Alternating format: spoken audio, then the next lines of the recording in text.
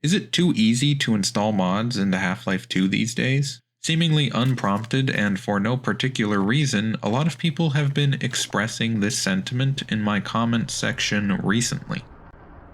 That got me thinking about how difficult it used to be to download mods for Half-Life 2, and I just wanted to share a story of one of these mods.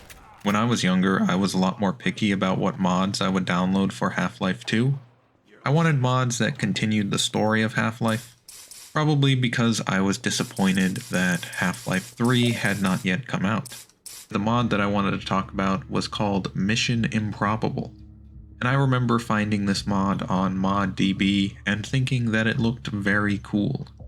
It had a lot of custom-made assets for the environments, which was something that a lot of mods didn't have, and you could just tell that a lot of hard work and effort was put into this mod.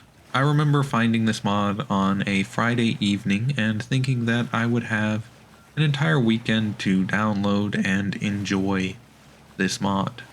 Now, downloading it was simple.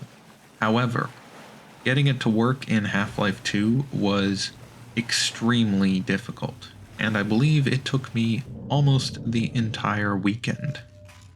Back then, an update to Source had broken a lot of mods. I actually went back to read the comment section on this mod from 2013 just to see what was going on back then. And reading the comments, it seems like a lot of people were having this problem, and they were getting an error, which I imagine is the error that I was getting, that said, can't find background image, materials, console, start uploading.vtf. And this would just prevent you from playing the game. So the solution, according to these comments, was to edit a file called gameinfo.txt, and they helpfully provided a link to a paste bin where you could find the stuff that you needed to copy and paste into this Half-Life 2 file. I'm pretty sure I did that back then, and I think it only partially worked. I remember something else being wrong with the game as well that took even more hours to fix.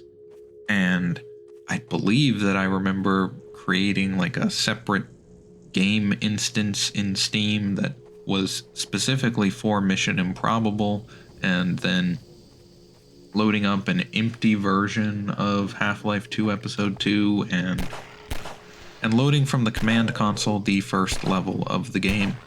Maybe that was just standard procedure back then, I don't know. But anyways, today, if I wanted to play Mission Improbable, I could allegedly just click one button on Steam and it would be downloaded. Well, thanks for watching, and I hope you enjoyed this little story of how bad it used to be to play mods on Steam.